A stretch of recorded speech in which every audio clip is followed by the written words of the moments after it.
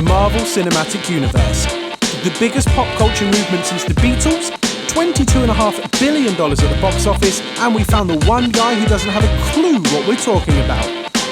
With two fellow MCU nerds to help guide his hand along the way, one thing is for certain, we're with him until the end of the line. Welcome to Colin Brain versus the MCU. On your left. Hello and welcome to your favourite podcast designed for your ear holes. And here we are, balls deep in phase 3. We've had alien attacks from space, we've even been to space, but this time things get magical with 2016's Doctor Strange. Before we jump into the usual nitty-gritty, let's get the rust off those grinds and introduce my fellow co-hosts. Firstly, thanks to my co-host, I might as well be called the Ancient One, because every time I record a podcast with him, I feel like I've aged 10 years. It's Robert Trott. Rob, say hello. Hello. Hello. And, of course, last but not least, he's the hostess with the mostest facial hair, and thank Dormammu that he keeps it somewhat in check. Otherwise, his face would be a right shambala. I mean shambles. It's Colin Brain. Colin, say hello. Hello, mate.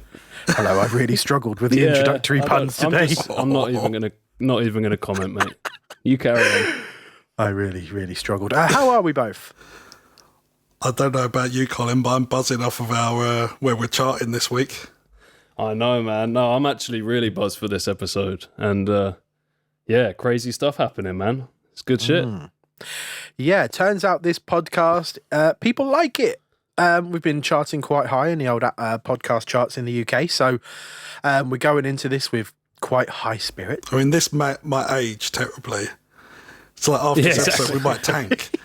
We'll be in the 200 mark again. When this actually releases, we're nowhere near the top 10. Yeah, we've called it a day by that point. Based on something we've said in the future, we've been cancelled. Yeah, exactly. We're actually hated. But now I'm feeling really good, man. I'm feeling good. Good. Right. So, yeah, I mean, I turned 34 a couple of days ago, which I still quite haven't got my head round yet. It hasn't hit me as hard as what I think 35 will. For some reason, I'm dreading 35. I think that's my halfway point to 70, and I think that's why. Oh, don't say like that.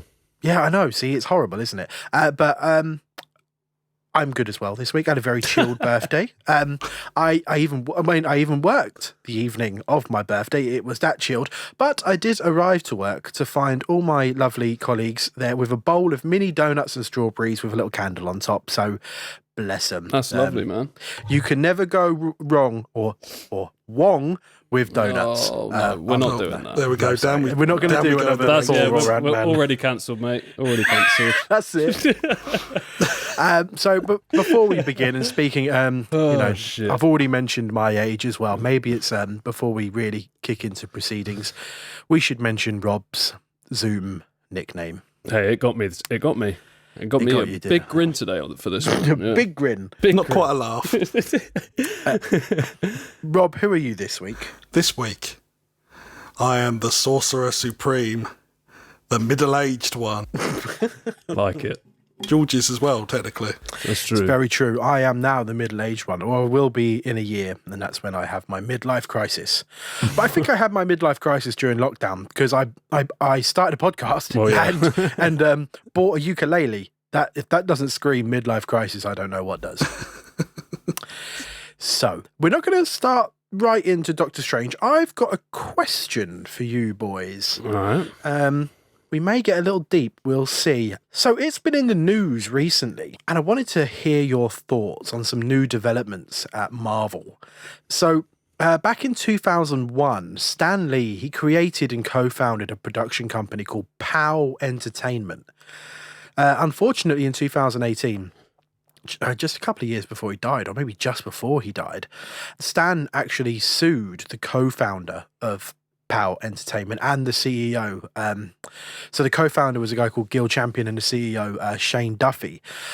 He found out that they were forging his signature whilst making various deals all around Hollywood and things like that. So these various companies thought they were, getting the Stan Lee approval when in reality they were just faking his signature. I should say allegedly. We are getting quite a big podcast now. I don't want to get any lawyers on our ass, so I will say allegedly this happened.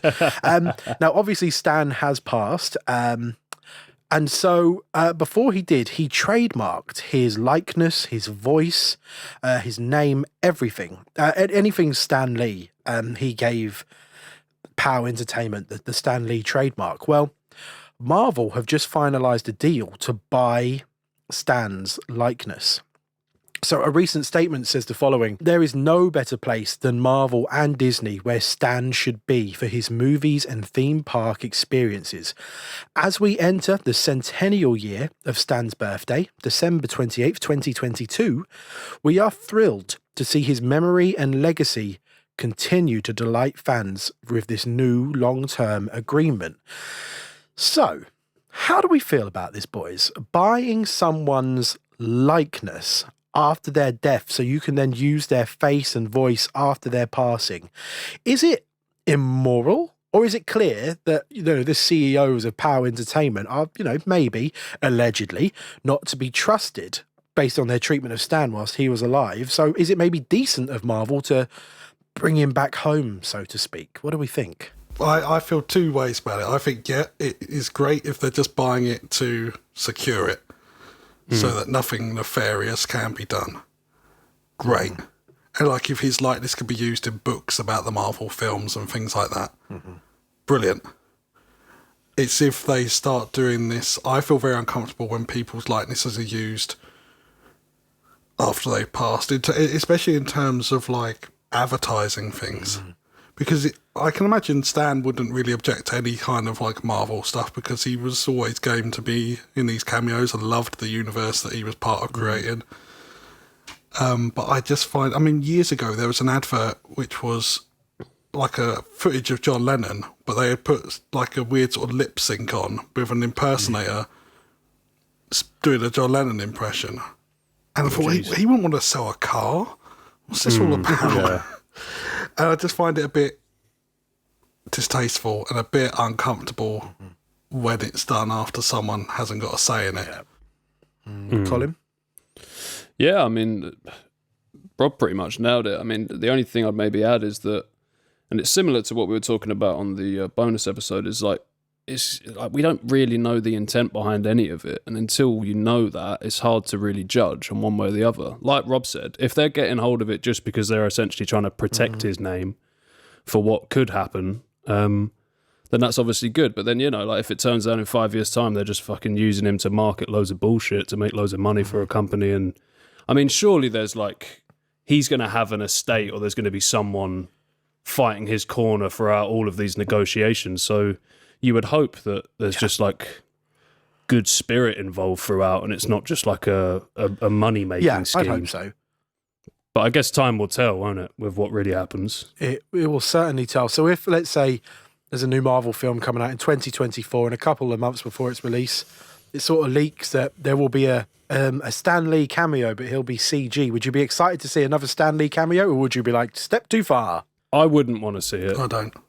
I don't think it's necessary. But then, maybe some people would want to see that. Maybe if you try and look at it with a positive mindset, that it might bring people happiness to see him back on screen again, and it's kind of more of a memorial to him and just to remind people of things like that. I personally disagree with that, but that's just playing devil's advocate, I'd imagine, maybe if you were fighting from the other side. Very interesting. Thank you, boys. So, shall we jump into this week's film? So far, so good. Skip the compliments. Let's get on with it. So, as always, if you boys could be so kind as to give me the floor so I can introduce Doctor Strange to both yourself, Colin, and to our wonderful listeners. So I think it's safe to say so far that Marvel and the MCU has been very science-based so far. We've had some mysticism in Thor, for sure. The word magic was actually used in Thor. I think when he says to Jane something, the wonderful line, something like, your ancestors called it magic, but you call it science. It was always going to be a challenge to introduce magic into this particular world. So much like when we previously discussed Spider-Man in our bonus episode, there had been plans for a Doctor Strange movie for decades. In the mid-80s, There was a screenplay floating around Hollywood by Back to the Future writer Bob Gale. In 1989, Stan Lee himself wrote a screenplay. In 1992, Wes Craven, director and writer of Nightmare on Elm Street, actually signed a contract to write and direct a Doctor Strange movie. In 2001, also a guy called David, I think it's Goyer, I've never been able to pronounce his name. Goya, hey. There we go, that's him. He Goya, wrote the Batman Begins movie, I think. He actually signed the dotted lines as well. He fully signed a contract to direct an adaptation in 2001 as well. Obviously, all these projects fell through. So when the idea of doing a Doctor Strange movie at Marvel Studios became an idea, they actually had to buy the rights back from Paramount because Paramount were actually in discussions with Guillermo del Toro about doing a movie. But of course, once that Disney money started getting thrown about, the rights came straight back home. And so once those rights were acquired, it was time to find a director. So Marvel shortlisted 3 directors. And I'd love to know how Marvel sort of create these shortlists, because they're always full of talented directors for sure, but I'd be fascinated to know the links. So director number 1 was Jonathan Levine. He had recently done the drama comedy 50-50 with Joseph Gordon-Levitt and Seth Rogen. It's a lovely film. Yeah, I like Anyone that. hasn't seen it, yeah, it's really nice. Next on the list was a guy called Mark Andrews, who had just directed the Pixar film Brave. Okay. And last on the list was a guy called Scott Derrickson, who had just directed... Oh, okay. audio commentary facts. It was a rather dry affair, this audio commentary. It was only old Scotty D on his own. And it was before the film was released, so we had no idea of how successful or unsuccessful it might be. How was that? It was good, very interesting, but a bit dry. It's nicer when the commentary's got a few people bouncing off each other. But he said that he had 8 meetings with Marvel in order to get the gig. Wow. 8. As you were, George. Thank you very much. No, I didn't know that. Thanks for that. So, yeah, and Scott Derrickson had just directed in my opinion, the incredibly scary Sinister with Ethan Hawke. Like I said, that's 3 strong directors, but 3 middle-aged white dudes. Marvel, do better, please. So, yeah, all 3 directors came into Marvel Studios, gave various pitches on what a Doctor Strange film would look like in the MCU. And all pitches were very strong. But Scott Derrickson walked into his meeting room with a short animated scene that he had spent quite a bit of his own money on to get made. And bear in mind, there was no script. So he wrote and directed an original set piece.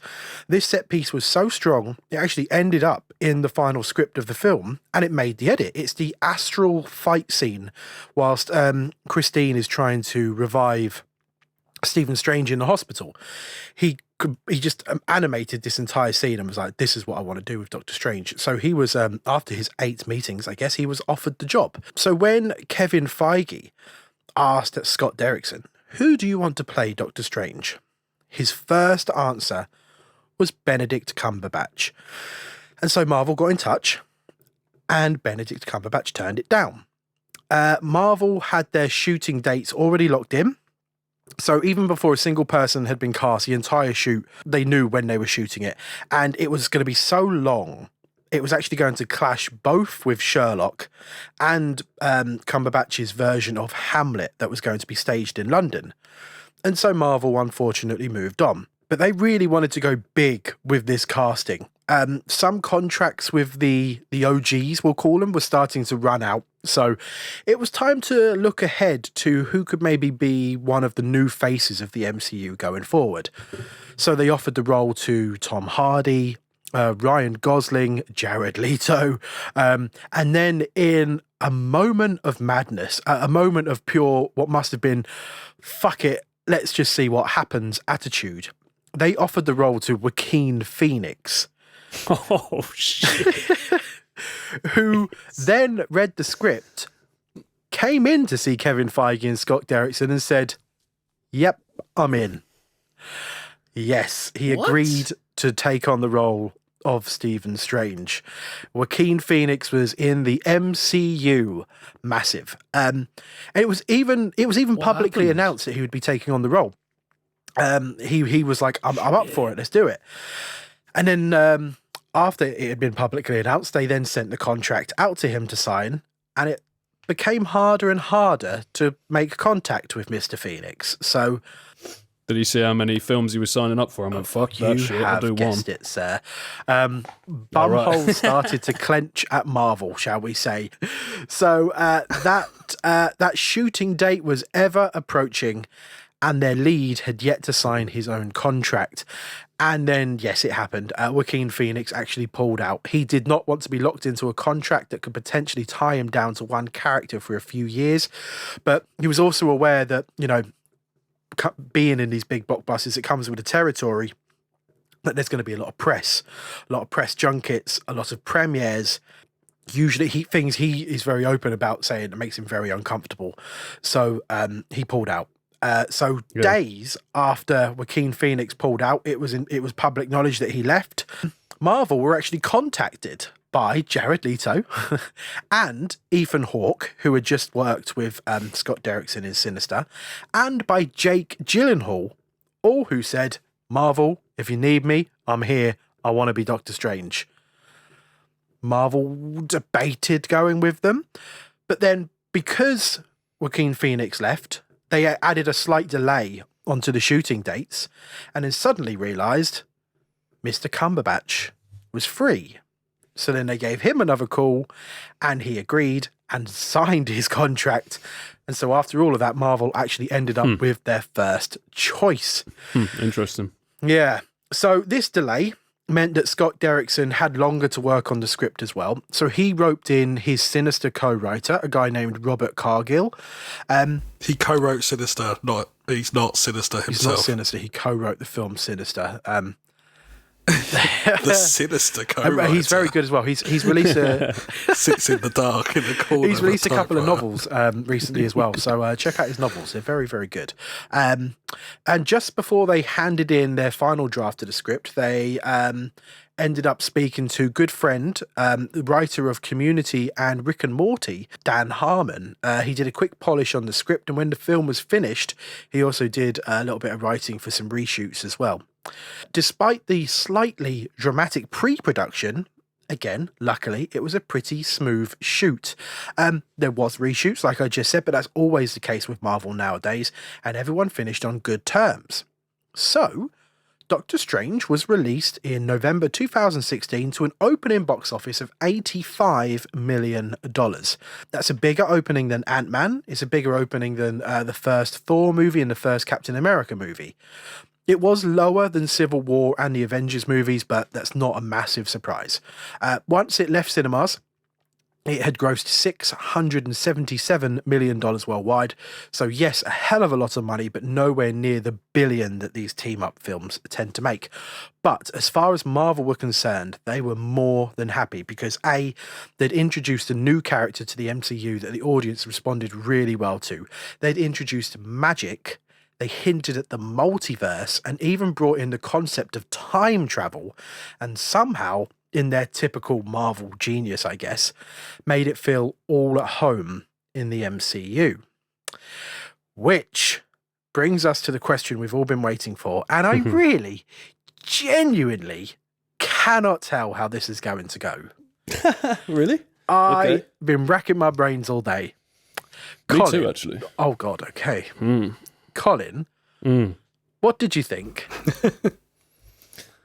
This one was a very interesting one to come into for me because I feel like after when we got together and watched Civil War, I feel like a part of me came a little bit on board. A tiny little bit of me felt like I was really starting to like, you know, like, oh, you know what? Maybe they're taking a turn, and I'm starting to really enjoy these. Oh, my heart. Yep. So I this was probably the first one where I've gone in with actually some form of expectation, which is something I've never really had yet. Yeah. A lot of these I go into, oh, fuck it, let's just see what they're like. This was the first one where I was kind of like, you know what? I think I might actually be a little bit excited to sit down and watch this. which I have not felt about any of these films. So that's a big moment. That in makes me itself. happy. Regardless of what he said next, that makes me happy. Yeah, that's a big moment in itself. I enjoyed it, but I can't help think that there's a better version of this film somewhere. Interesting. And I'll get into my thoughts and feelings as to that will kind of unfold hopefully throughout the episode.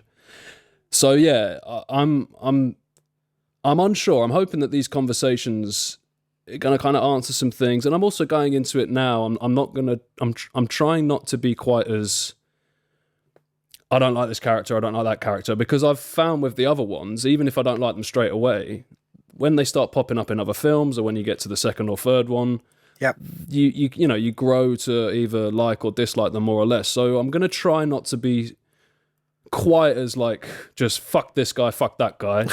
I'm willing to give them a chance. So I'm going into this with, I've never had this mindset in any of these films. So this is like a new version of me watching these, which I think is a good thing. It's a development.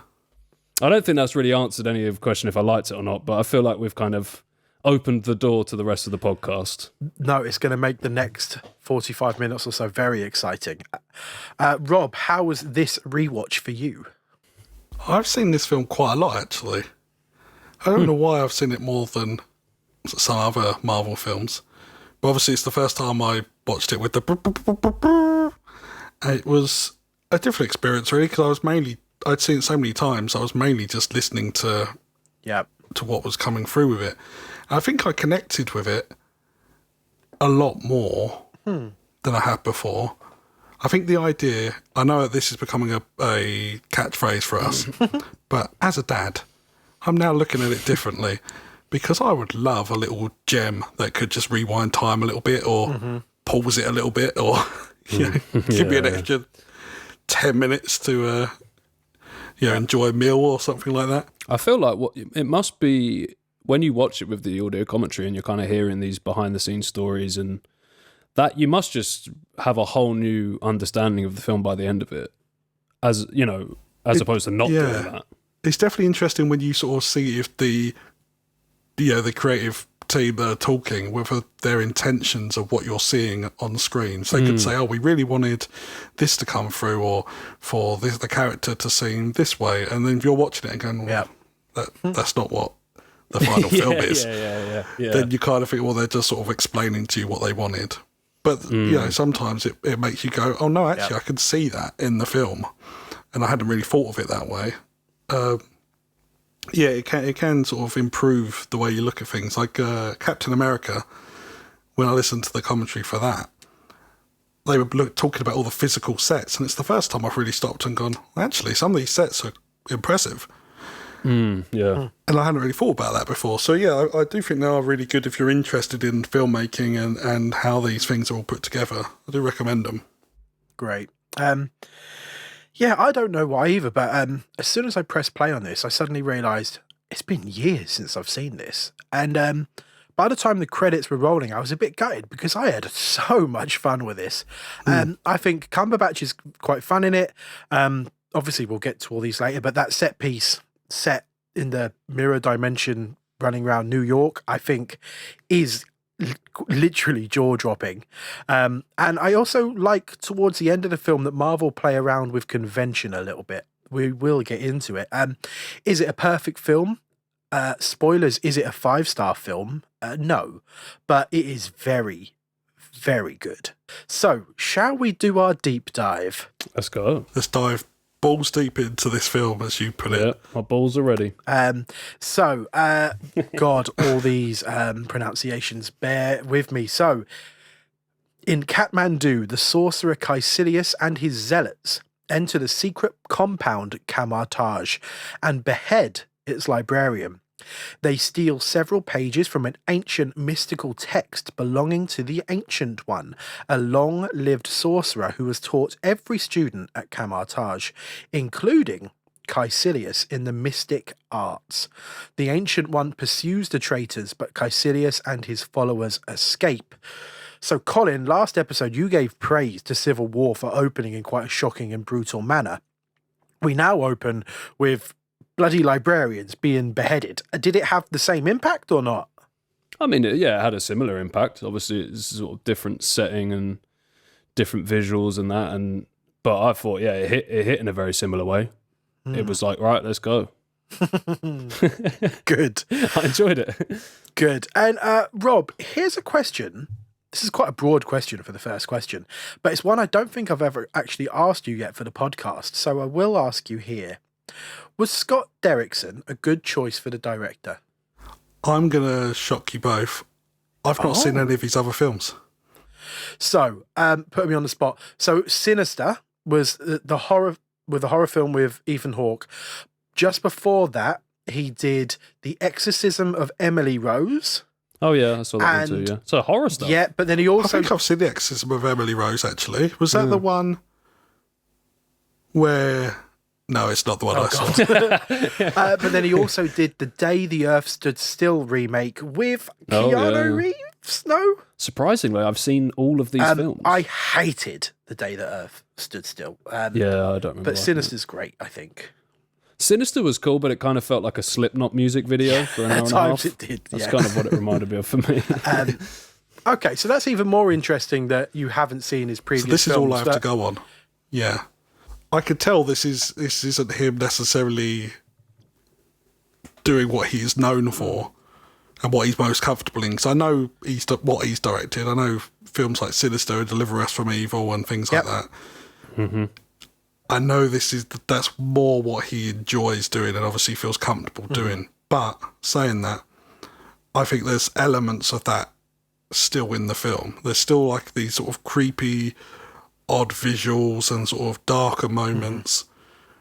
So yeah, I think why not? I think I like that they sort of go for genre directors sometimes and don't necessarily ask them to do the genre that they're known for. Yeah, good answer.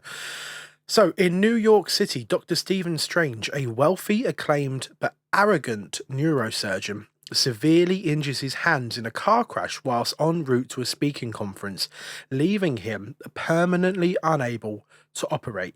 I'll quickly say that I actually love the end of the credits for this film. It actually has a warning. It says, like, being distracted behind the wheel of your car is like extremely dangerous for yourself and others. Something I've always appreciated in this film. So, Colin, it doesn't matter if we all get sort of jumbled about in regards to the rest of the film here, as again, it's a pretty broad question, but it's quite a big one. How was Benedict Cumberbatch as Dr. Stephen Strange? Was he right to be their first choice? Did it pay off? I mean, when you threw out some of those other names earlier, I really wish that it was maybe Ethan Hawke. Do you not think he'd be fucking fantastic as Doctor Strange? I love Ethan Hawke. I mean, Joaquin Phoenix would have been like, I mean, I would have fucking loved to have seen what the hell that would have been, but we know it wouldn't have been this film for sure. No. There's something about Benedict Cumberbatch that, and I don't want to be insulting when I say any of these things, but he's similar to how I felt about the MCU, is that I know everyone says he's fantastic, and he's obviously a fan favourite amongst movie goers and cinema and that sort of stuff. I don't think I've seen him in enough of anything to really have an opinion. I definitely haven't. I don't jump on board with the opinion that he's fantastic. I just think I've only seen Sherlock. Yeah. And he was good as Sherlock, but like, you know, to me, this kind of felt like Sherlock with an American accent. Like, I didn't really see a whole lot different. But like I said, I'm willing to wait because I'm sure he's going to pop back up in other films. And I feel like that's going to kind of be how I feel about this whole film. It was like there was a lot going on. There was a lot of bouncing between different vibes and different settings. And I don't quite think we got to know any of the characters to the extent that I would have liked to have got to. But yeah, that could come. That could come in future installments, and I hope it does. Yeah. So Cumberbatch at the moment, it's a not too sure. He definitely hasn't won me over, and I feel like like I was saying, sometimes you see it and you're like, no one else should have had that role. I've said it a few times about some of the guys that pop up in this. Yeah. This guy is like, I'm sure someone else probably could have done a better job. So he's yet to make it iconic, so to speak. Not even close. Rob, does Cumberbatch deserve the robe, so to speak? I think he does a good job. I think good is the operative word. That It's fine, right? It's a fine job. I mean, he doesn't do he doesn't do a bad job. I think he must have gone to Hugh Laurie's. Mate, I literally put down House when I was watching it at the beginning, especially with him being a doctor as well. I was like, is this like a weird... He's like, I don't believe in mantras or chakras. Yeah, exactly. Yeah, the accent was a bit... Yeah, no, I'll give you that one, man. It was a bit wibbly wobbly. But that aside, so they did some nice stuff at the beginning where he stepped in and saved that patient who had come in from, doing the brain surgery.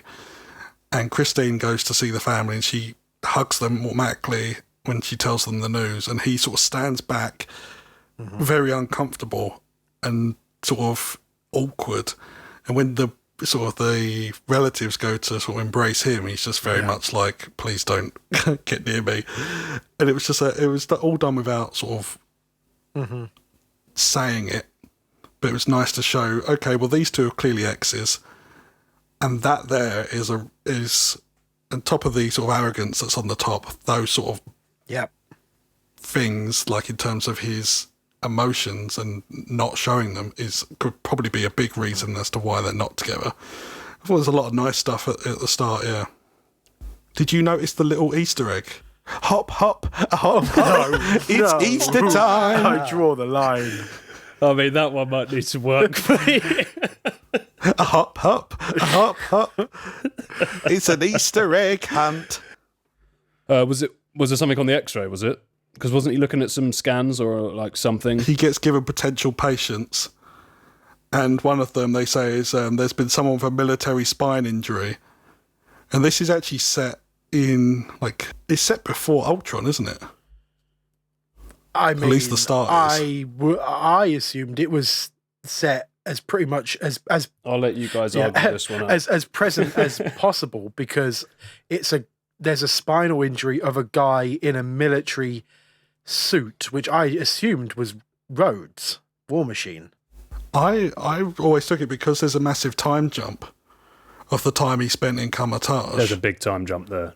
That the beginning is actually set in the past. So who would that be? That is, to my mind, I think it's the guy that Justin Hammer got twisted up in that fake suit in Iron Man 2. Maybe. Okay. I just always assumed Rhodes. But you are right though, because you can tell that he spends a long time when he's learning the magic and stuff. What made me really excited, I remember the first time I saw it, is they literally send him one X-ray that makes him take his eyes off the road, and something catches his eye, and they say it's from, forgive me if I'm wrong, a woman suffering from schizophrenia who has got a chip in her head to try and control it, has been struck by lightning. It's something along the lines of that. And when they send him the X-ray, he does like a double take, and then he crashes. And I was like, oh, they're setting something up. Who's that going to be? And spoilers right now, Colin, no idea. No, I have no idea what that was about. So you did that in the cinema. I went, hop, hop, hop, hop. It's an Easter egg. Oh, God help us. Colin, is Doctor Strange going to be in an Avengers movie, or is it best if we just keep him and Magic to the sidelines? Nah, it's happening, man. They're building. So we're going to see Doctor Strange with all of his magic stuff standing right next to Tony Stark. Well, maybe not Tony Stark, but he's not, the Avengers aren't... It's changing, isn't it? Yeah. We're moving on from those guys. Now, you even said it yourself, the contracts are running out, if you get into that side of it. Like you said at the beginning in your intro, they're trying to get these new guys to be the next big things. So, yeah, I'd be very surprised. This felt like they were trying to do that. It felt like they were trying to say, this is the next guy, like him on, he's there. And the end... Yes. The end credit, which we'll obviously get to. I mean... I think it was definitely the plan to start setting him up to be... quite big, yes. Yeah, and Cumberbatch as well. It's a big name, right? I mean, that is a big name, isn't it? I'm not pulling it out I'd my say arse. this is the most prestigious cast of any Marvel movie. We will get into them all, but this is quite the cast they stacked up. What has he done that everyone loves him for? Like, has he got some breakout roles in movies and stuff? Because again, I've only seen Sherlock. I think it's just Sherlock, really. Was it mainly from that? Was it that no, brought he's him in Atonement. Isn't he in 12 Years a Slave? He is in 12 Years a Slave, along with Chiwetel And Imitation Game, he's supposed to be very good in as Alan Turing. Yeah. But I mean, how much of it is because he's quirky British and he's got a funny last name that got him? To me, Cumberbatch has always had Cumberbatch-isms. He's always a version of Sherlock in most things I see him in. Okay, so I wasn't totally wrong in saying that. But I'd say the most he strayed from that was The Power of the Dog. That was the first time I've seen a Cumberbatch performance where I've gone, oh, he's playing a character here that I've never seen him play before, and he's fantastic in it. And that's a film? Yes. Okay, cool. I think it won Best Picture at the Oscars last year. I've got a fun Cumberbatch fact, or a fun batch. Oh, I mean, you could have had a jingle for that one. I could have, but you know, I'm reading the room. So, do you know his mother is an actress, and she was in Only Fools and Horses as Rodney's mother-in-law. So she had quite a recurring role in it. And his dad is also an actor, and both of his parents played Sherlock's parents in the show Sherlock. There we go. So, double fact for you. I'm just being pumped full of Cumberbatch. Oh, Jesus. Read the room. Read the room. I threw out, I've just been pumped full of Cumberbatch, and that didn't get anything. Hey. Cumberbatch. Right, okay. This is how much I've infected Colin. That I've got the note, you must call him Benny Cum as much as possible. Jesus Christ. We got Benny Wong and Benny Cum. Oh, fucking hell. You're currently listening to Colin Brain versus the MCU, one of the highest ranking podcasts in the UK at the moment. 27 and climbing. Hey, we didn't get here by being classy. No, we did. We definitely didn't. Jesus Christ. Right, so a blokey. Fellow surgeon Christine Palmer tries to help Stephen move on, but Strange vainly pursues experimental surgeries to heal his hands. Strange learns about Jonathan Pangborn, a paraplegic who mysteriously regained use of his legs. Pangborn directs Strange to Camartage, where he is taken in by Mordo, a sorcerer under the Ancient One. So, as we could just kind of mention then, Chiwetel Ejiofor was quite a prestigious bit of casting for Marvel. He'd recently done, as Rob said, 12 Years a Slave. He was nominated for Best Actor for that, and then suddenly he's cast as Baron Mordo in the MCU. So if you don't know Colin, now you do. Baron Mordo is one of Doctor Strange's most infamous villains. He's very much his sort of buddy for the most of this film. He's almost now like the Joker to his Batman. So, how is Chiwetel Ejiofor in this? He plays quite a interesting and conflicted character, I think. Yeah, no, it's funny you say that because I take it that means that when you guys watched this, you knew that he was going to be popping up as a villain, if you were fans of the comics. I knew that Mordo was a villain. Okay. Yes. Okay. So when this started and they were buddies, I was like, yeah, that's ending well. Yeah. See, so for me, having a completely blank slate and not having a clue that any of that's coming, this was possibly one of the most effective parts of the film was his character for me. Almost straight away, I was getting a Next Time Baby vibe, you know? Like I was thinking, this is not enough. There's something to this. And it was more of the stuff he kind of did in the background while he was there listening to other conversations. You could see almost like the cogs turning in his head and that. So yeah, it was sort of like a surprisingly significant impact. Like, because after the film, you know, a few hours later, I'm thinking, right, what characters stood out to me in the film? And he was sort of pretty much up the top, which very nice. Initially felt a bit more like a sort of side character. So I think they did a good job on sort of building him up as the film went on. Good. So then, same to you, Rob. Quite a catch in terms of the MCU and Marvel. What is his casting too distracting, or does he give a good enough performance that it all kind of just gets forgotten? He's definitely not distracting. He's gravitas, but he's supposed to be different to Strange. He's supposed to be the one that's sort of rigid and unbendable, like when it comes to the rules and what he's decided to live his life by. So he is very stern and serious, but he kind of plays it, everything he's saying, the way he delivers it, this is with so much weight. Yeah. Because that character takes it more seriously than anything else ever. And I think that really comes across in his performance. I think he's bloody amazing. good. I really like Chiwetel in this. Yeah, we're on a first name basis. There's some slight hamminess at times, I think. I think you kind of hinted at it, Rob, that, I mean, he chews some of this dialogue like it's a well done steak, but it's a comic book movie, and at the end of the day, everything is heightened. So I think it works, even though a couple of his deliveries did give me a chuckle, I should say. I just thought of one. Go on. The whole Shambhala bit.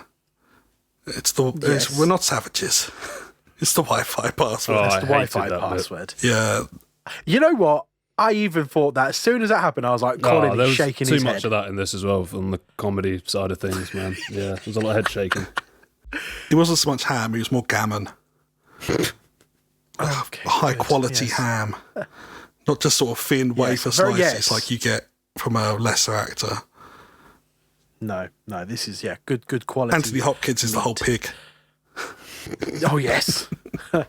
I think it's interesting that Mordo is maybe a more interesting and potentially well-written character than the primary villain of the film, Caecilius. I really love how broken Mordo is by the Ancient One's sort of contradictions. You know, whereas Strange is happy enough to let it go, he hasn't spent obviously years, maybe even lifetimes, you know, following the Ancient One, and almost like literally worshipping the ground that she walks on. So when he learns that she's been keeping some pretty big secrets from him, I love that he's stubborn enough, but strong-willed enough as well to just be like, well, I'm out, I'm off, because fuck you. So I've always appreciated that about his character, especially in this film. So the Ancient One demonstrates her power to Strange, revealing the astral plane and other dimensions, such as the mirror dimension. She reluctantly agrees to train Strange, whose arrogance and ambition remind her of Caecilius. And so, our first trip of a sequence where the Ancient One shows Strange that the world and the universe is not quite as he thinks it is. It's an insane visual feast, Colin. So is it too out of place for what we've seen so far in the MCU? Was it too weird, or were you on board for this trip of a sequence? Yeah, I was on board for it. I think actually around this point was where the film started to feel a little bit more like it was finding its feet. I thought the first 15, 20 minutes, the tone was a little all over the place. I couldn't figure out if it was trying to be a comedy, if it was going serious, and it was a lot of sort of flip-flopping with that. And I mean, and then they throw you in this scene, which kind of, you know, I appreciate the visuals in this film so much. I mean, the CGI felt like it, like, you know, the magic and stuff that they were doing, it felt like it had like it just felt like it was better quality CGI. I mean, I don't know if they would have done anything different. It felt thicker. It felt more realistic. That part where the hands start growing out of the fingertips and it just keeps going more. And then he's more like hands and all more caught up fingertips. in loads of arms and stuff. Yeah, I can't get... Surely, like, when did these characters get first written? You know, like, who wrote the 60s? The 60s. Stan Lee Man, on some a lot of of yeah, I was drugs. about to say there was some... Stan Lee and Steve Ditko. There was some yes. psychedelics being passed around throughout that. And you kind of get that in this film, but I think I would have liked it if they lent more into that, sort of a little more, because I don't know. I also think if I was on some of my own psychoactive medicine for that scene might have hit slightly differently as well, if you know what I'm saying. God, could you imagine? And so, Rob, like, how were the visual effects for you in this scene? Could you, I mean, you're as much as a film nut as me, could you see the strings, so to speak, or was it all just pretty seamless? It was pretty seamless. I found out from the audio commentary facts. So from film to film, they do tend to use different sort of effects houses, especially while they were finding their feet. I think Marvel. I think they sort of settle a bit more now on a one or two different houses. But they used Industrial Light and Magic, which is the company started by old Georgie Lucas. Is this the first time they've used them? I'm not sure actually. If it was I'd have to do a bit of research, but they definitely used them for this film, and I think it definitely sets a new, I don't know, just that whole sequence is like, we get hints of that in Ant-Man when they have that whole quantum realm sequence, and even Stephen Strange goes through that realm at one point in this sequence. But yeah, it's very, very interesting. I love the bit where he gets fingered, essentially.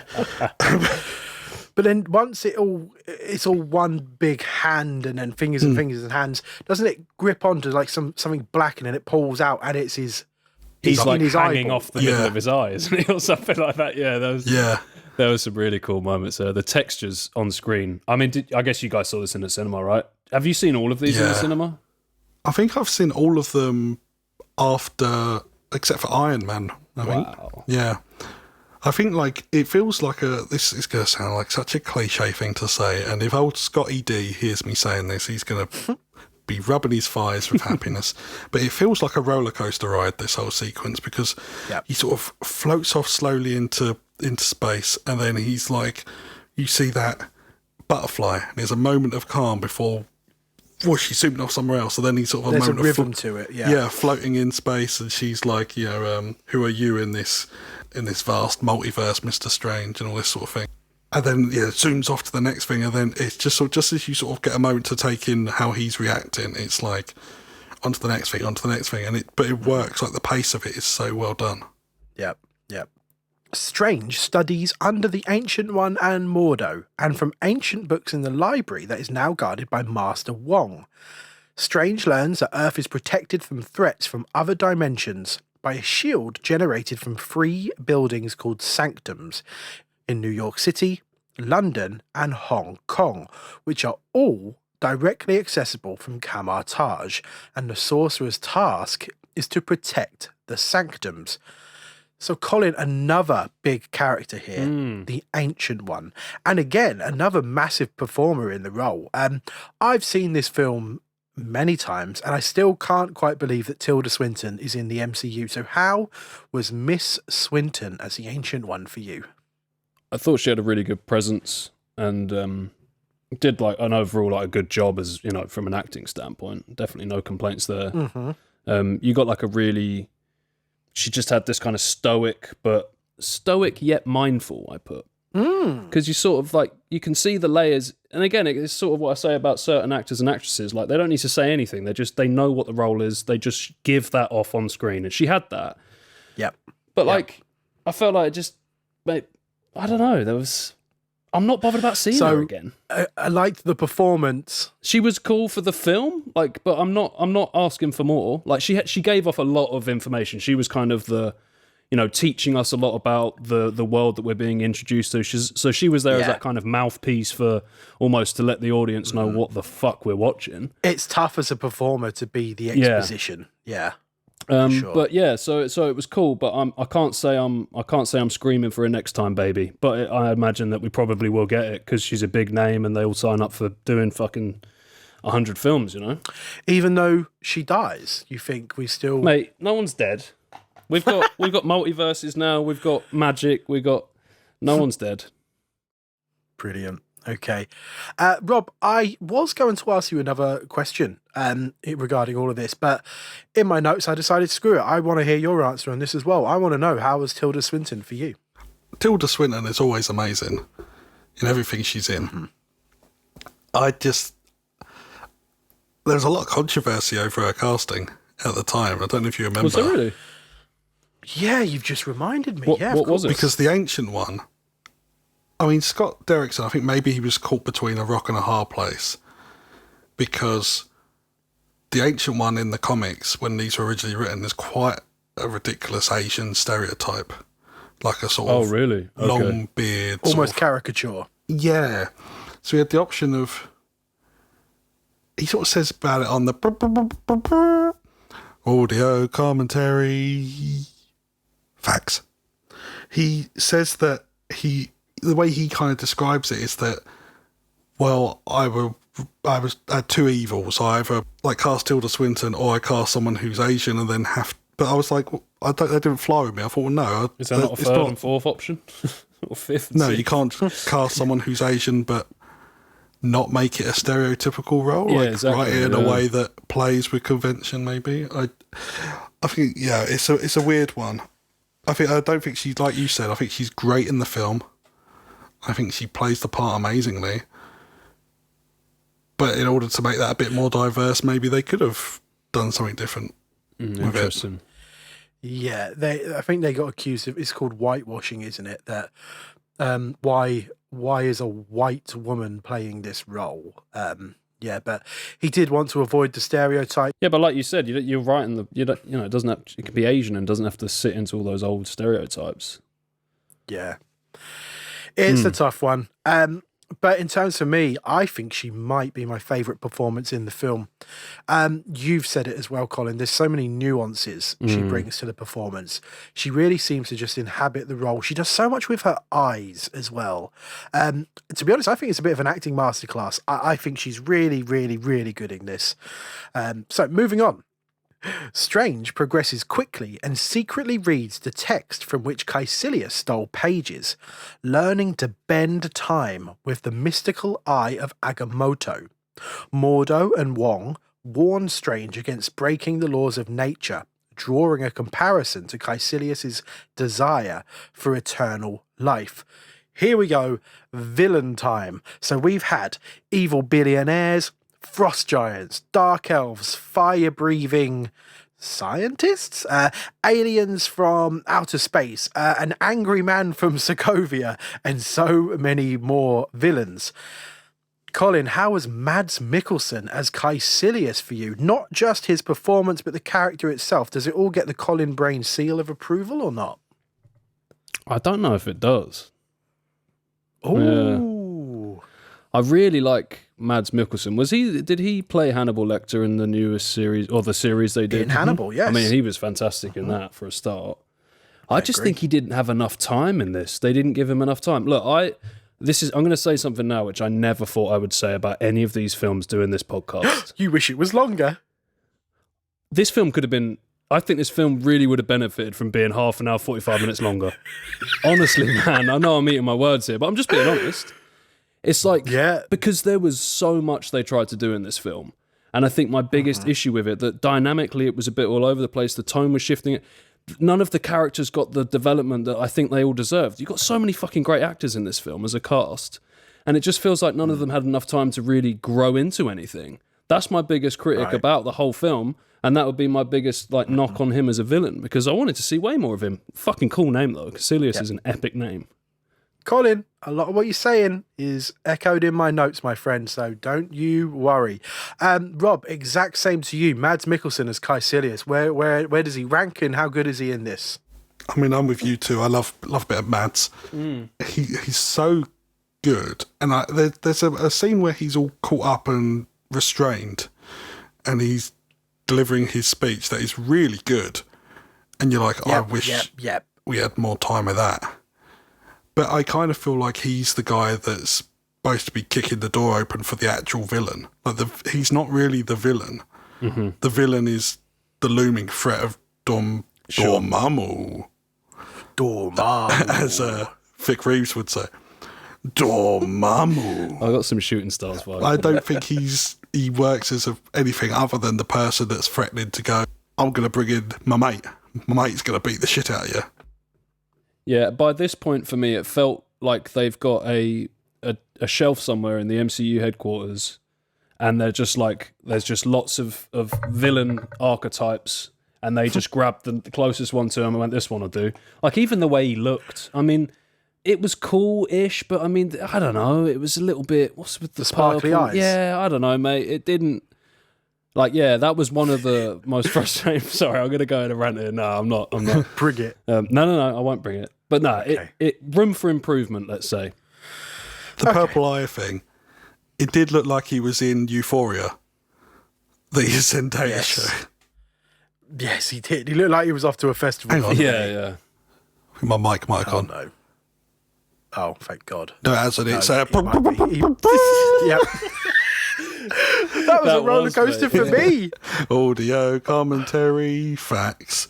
So in ringing up Mads Mikkelsen, Scotty D was, much like with Joaquin Phoenix, thought he's never going to say yes. Never going to say yes. And he's done this long pitch to him talking about Caecilius and, his backstory and where they could go with it and all the interesting things he could do. And he sort of describing the action sequence in the Sanctum, and Mads Mikkelsen stopped him and said, would I get to do Kung Fu? That's not a good Mads Mikkelsen impression. To which Scotty D said, well, yeah. And he said, that's what I need to hear. Oh, really? Apparently he loves Kung Fu films and has Nice. always wanted to do some Kung Fu. Huh. Amazing. That's cool. I love Mads Mikkelsen as well, to echo what you both said. I think he's actually one of the best actors of this generation, from Hannibal to an insanely good film he did a few years ago called The Hunt. I've heard of this. Yeah. He's already cemented himself as one of the greats. Now, I can't help but wonder if there's some footage left on the cutting room floor, or whether Caecilius is just slightly underbaked. I think Caecilius might have a soggy bottom. I get why he's the villain, and I think I'm using villain in hyphens there, because I'm going to sound really hypocritical here, because I've said it before that my favourite villains are always the villains that think they're the hero. And Caecilius thinks he's saving Earth. He thinks by granting or helping to grant everyone eternal life, he's the hero. And there's this wonderful moment, Rob, you've just said it as well, where he's telling Doctor Strange everything that Dormammu is offering. And he starts crying. I think most actors would have just chewed this scene up and really gone for it. But, I mean, you'd barely know he was crying if you weren't paying attention. And it makes me, then watching that scene, I was wondering, like, has Caecilius lost someone? Maybe someone he loves, maybe a child. You know, is this what spurred him on to create a world where you'll never lose a loved one? And it feels like instead we're so close to getting a great villain here, but he just needs to be in the oven a little longer. I think he's one or two drafts away from greatness. It's either it got cut or they just didn't get it quite right in the script. He's so close, I think. I've very much enjoyed. And your name, Mr. Doctor. Mr. Doctor is strange. Maybe. Who am I to judge? when he wrote that, Yeah. Scotty D must have taken the day off, I think. He took a day off. So I haven't got this noted, but now we've mentioned it. So you've already said you didn't really like some of the comedy in this, Colin. So how was, for example, like... the Cloak of Levitation is almost a character in this and is used for a lot of comedy moments. Like, was it any bits that landed? You've mentioned a couple that landed flat for you. I don't think it was so much the cape bit. The cape bit kind of reminded me of, like some of the Sam Raimi stuff, like Evil Dead and that, with the sort of floating around, just having a mind of its own. I mean, I think I probably had a little shake when it started wiping the tears from him later on in the film. That was probably where I draw the line with that kind of stuff. The ones that annoy me the most, and this has been a through line throughout just the MCU as a thing, it's the really... I just find comedy is very hard to do well. And I think that the easiest and quickest way to get a laugh from the most people possible is to just reference pop culture things. And then it just has this, like the Wi-Fi password and the Beyonce moment. And then it's just one of those that it pisses me off because I know how... I'm sorry. I know how effective it is because it creates this reaction in our brains where we're like, huh, I know what that is. And like, I'm watching a film and, oh, that means they're more... Like, I'm watching a fucking superhero film, man. I don't need to be reminded about Beyonce. Stop taking me out of this world that I'm trying my hardest to get into. So Strange stealing books from behind Wong as Wong is listening to Single Ladies by Beyonce did not do it for you. It didn't do it for me, mate. And I think that's what I'm going to keep banging on and keep saying it. I'm sorry, but the tone of the film just didn't feel right. And like, if I'm watching a film, I'm being told a story on the screen and I want to feel like I am immersed in this world so I can enjoy the ride. And when you keep throwing these little one-liners at me, it just completely throws me off, and then it makes me shake my head, and it's like, I just think they'd be so much better without them, personally. Yeah. But it's just not my style of comedy. It's just not my style of comedy. Yeah. The scene where he starts listing off, like, he's confused by Wong's name because it's just one name, and he starts listing off all the... Like Seal? Different... Adele? Yeah. Eminem. Like, that, to me, there's something about these MCU films that have always felt pretty timeless. But to me, that dates the film. Yeah. And It's I've always found that scene weird. Yeah. I just think they should have been comfortable making him a prick. Like, he doesn't need to be a funny prick. We got Tony Stark. It's too. It feels like they're trying to tick too many boxes. It's like, and it really annoyed me. I do enjoy the payoff of Wong not finding him. The better joke is Wong not finding him funny in any way, shape, or form. But I like the payoff of him laughing at the end. Mm-hmm. But I just think the jokes he didn't laugh at needed to be better bad jokes. Yeah, I mean, it's a really hard thing to do.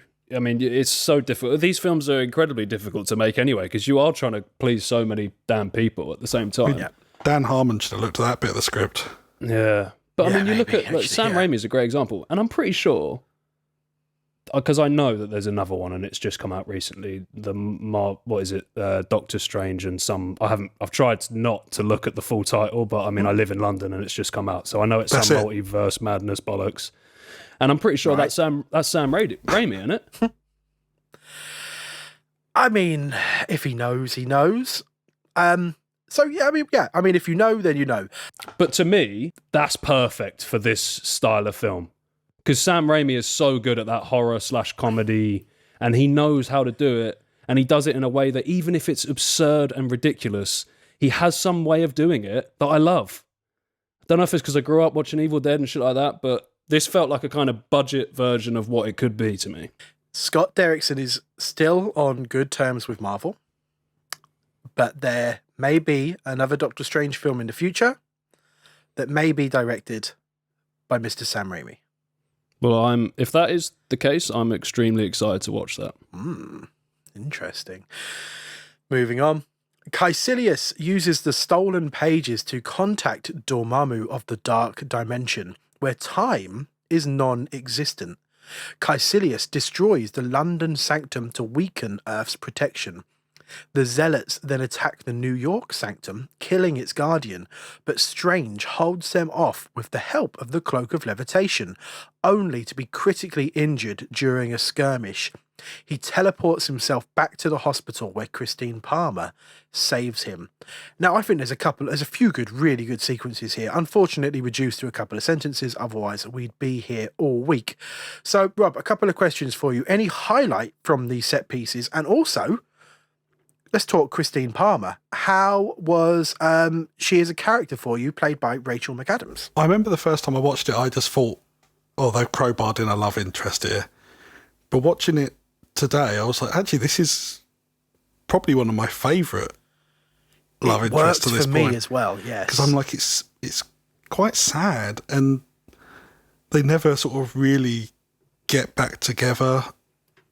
And I remembered them kissing, and I was like, oh, fuck's sake, here it comes. And she just kisses him on the cheek, and it's like a sort of, I still feel very strongly for you and the time we had, but that's done now. And it was just, it worked for me this time round. There was a lot of nice moments, especially early on when she comes to see him when he's sort of at his lowest ebb, and she's like, there's more, there's more that life can offer you, and he's like really bitterly sort of like, what, like you? I love that bit. Yeah, it's really good. I think she's the thing that's all I've warmed to the most since I first saw it. I think she's a really good addition to the film, and the way they did it wasn't just like, oh, I adore everything he does, or I'm the comedy foil to him. Yeah. Mm-hmm. Same to you then, Colin. How was Christine Palmer? I think she was probably one of my favourite elements of the film, to be honest. Mainly because I thought her on-screen chemistry with Cumberbatch was great, but I think it was more. I think it was more her than old Cumberbatch, if I'm honest. But the one thing I will say is I wanted to see a lot more of that, because they were the few elements in the film where I think the audience got a good look at like the more human side of Doctor Strange over the shit that, when he's throwing magical bollocks everywhere, and I just would have liked to have seen a lot more of it. I think that would have helped a lot with, like I say, the development of Cumberbatch as Doctor Strange, and I found that those scenes when they were together, they were sort of human. Yeah, well, it just felt like there were a few more layers to what was going on, and they did a great job. those two together, actually, to be fair. I'm being a bit mean to old Cumberbatch, aren't I? But There's a lovely moment where he holds her hand after the Ancient One goes, which I'm sure we'll get to. But that worked for me more than it had before. And I was like, oh, actually, these are really nice, sort of sweet. And there is a development there. Mm-hmm. That he actually reaches out for an emotional connection rather than... I think I might be showing my age a bit. But, like, I'm more about, like, I'd rather watch a film about those two and their fucking human relationship than Crash Bang Wallop these days. I just find that sort of stuff a bit more, I don't know, I'm just boring. I'm getting old. I would disagree, sir. But we've already mentioned it as well in terms of the introduction of the resuscitation scene in, like, the astral plane. Love that fight scene. And there's something that... have you ever seen the film The Frighteners? I think I Peter love The Jackson did Frighteners. it. I haven't seen it, man. Really reminded me of The Frighteners. Oh, you'd like it, Colin. Yeah. Yeah, it's a lot of fun. Oh, yeah. So you like this sequence, Colin? Yeah, I mean, there were moments of it where I was just like, what the hell is going on? Because it was... I was like, are they really going to do this? Are we going to have, like, a fight scene going on with the astral forms of the people that are in... But it was cool, man. And I loved the... I thought they got really creative with the action in this moment, and the whole defib way of... I thought that was really smart, man. I love it. Like, I've never seen that before. Do you know what I'm saying? Like, never seen that before, so hats off to whoever came up with that one. Well, it was him, wasn't it? He did the animation of it, right? It was his idea, and that's how he pitched the film. That sequence. If you show a film, whatever you call them, company that, I'm sure they're going to be like, hell yes, mate. If that's what you bring to the table, you're on board. Yeah, and I love Strange's way of dispatching some of the minions as well by essentially just throwing them to every corner of the earth. Yeah. Love all of that as well. Got Windows 95 visually. screensaver doors. Yeah, it was a bit, wasn't it? Yeah, I don't think you can really fault it visually, this one. I mean, can you? No. Have you guys got... I mean, you guys don't have many faults about these films anyway. No, not in terms of the visuals. I think it's all great. The fight choreography is really interesting as well. No, high marks from me. So, upon returning to the Sanctum, Strange reveals to Mordo that the Ancient One has been drawing power from the Dark Dimension to sustain her long life, and Mordo becomes disillusioned with the Ancient One. After a fight in the Mirror Dimension of New York, Caecilius mortally wounds the Ancient One and escapes to Hong Kong. And now I guess you could call it Battle of New York, but we've already had that, so we'll call it the battle in the Power Dimension in New York. In the Power Dimension? Mirror Dimension. Just rolls off the tongue. So I think visually stunning and actually groundbreaking. And I'm really intrigued to know what you thought of this, Colin. You've kind of already hinted at it. Was it a case of style over substance for you? I thought you were going to really like this sequence. No, I did like it. And I think if I was to have watched that in the cinema, I think it probably would have hit me a lot more than it did. It was great, but with it being the first time I had watched this film, I feel like I probably wouldn't be able to enjoy it to its fullest extent without watching it maybe 2 or 3 times, just because there's a lot going on. So it's like, I remember enjoying them, but if you asked me to name 4 or 5 of my like favourite points of it, I'd struggle. Because like I can't remember the moment by moment little action beats, but as a whole, it was. I mean, it was stunning, and it was a trip, you know.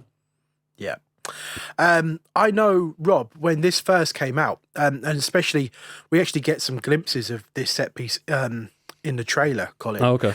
There was some people already claiming that this sequence would never exist if it wasn't for Inception. Yeah, I got that vibe. Is that a fair assessment, or are they just being knobheads? What do you mean? It wouldn't exist? Like, people would be like, oh, it's ripping it off. They've put it out in the world now, so that... Well, I mean, I don't know, man. You'd have to speak to the dudes that created it. I mean, surely there's... You can't say there's not an Inception influence in that. Would they have been able to design that without seeing Inception? Possibly, but I don't know. That's the question, I think. But Is it a fair assessment? Like, when you look at Inception, so like, say the hallway fight in Inception... That's based on technology that was like probably Fred Astaire was doing, you know, like dancing on the ceiling and things like that. It's taking old techniques and then put it to something new. Yeah, exactly. I don't see a problem with it. And also, given the benefit of time, which seems to be a theme of the film as well, don't you feel like a certain sort of set piece that we got coming up, where everything's going in reverse and there's a fight sequence going forward at the same time, is very much like another Christopher Nolan film that came out afterwards. So it's gone full circle, baby. I mean, you know, I think there's a Scroobius Pip line in one of his tracks. Nothing's original, I stole this flow from the creator. It's like we're all just taking influences from what we like and we're putting our own spin on them. That is art. Yeah. Nothing's original. So it's a stupid question to ask about the Inception thing. Yeah, George. Not you. Hang on, I asked that you're question. asking it. Yeah, but it sounds like you're asking it through that was a response from certain Marvel fans, and you're wondering what my opinion is. I don't think you believe that, do you? Stupid George. Stupid fucking question. No, I love you. Thank you. I love you too. I just wanted to throw it out there that that's what people were saying. Rob, before I move on from the Battle of New York, is there anything you want to maybe mention? Yeah, actually, I do. There was something that I think Colin would remember in the middle of this sequence. Oh, I think so. And so they're falling around. There's so much going on. You're like, oh, it's like an MC Escher painting. I can't tell what's going on. And then suddenly, Excelsior! Yes. It's Stan, baby. Yeah, baby. What was he alive and reading? kicking. Because I saw something on there and I was like, I know one of these two has probably paused it and it means something, but or does it not? It's my trivia. No, Rob, don't is do it. Don't do it, I Rob. have to. I have to do No, Excelsior. no, Wait, please. You've got a little bit of time to get your phone out and get on Google again. No, because I love this trivia. Rob, you're really good at... Who's winning? I will throw a tantrum Who's winning over in the trivia internet. At the moment? George. Oh, Rob, you've got to, mate. You've got to. Rob, please, come on, man. Well, this is an iconic moment in podcasting history right now. Colin, why did you have to... Please. I did, dude. I saw that and I thought to myself, I know one of these two is going to have a story about what that means. I don't want to scramble through my phone again. Okay, he's reading a book on the bus. Thank you so much. I love you. Can you just... What was it called? I'll give him his little fact. Okay. I'm not going to be petty. I'm going to trust that my fact is better. Oh, I like it. Confidence. I just like seeing George squirm. He made some fun noises then. I've never heard you say please like that in your life. Please. I was devastated. It sounded like Aunt May in the original Spider-Man when she's dying in the bed. Finish it. That's what Colin was doing. Yeah, exactly. Finish it. He was reading a book. Oh, shit. Okay. So, speaking as well of this Stan Lee cameo, this cameo was not directed by Scott Derrickson. Yeah, I got that noted. I didn't know what your trivia was going to be, so I didn't say anything. So I thought, Why? I think this is quite interesting. Yeah, so Stan Lee at this point was becoming quite unwell. Oh, okay. And they were dragging him into these sets once every 3, 4, 5 months, spend a whole day filming these cameos in order to send him off home again. And they realised maybe we haven't got many years left with Stan.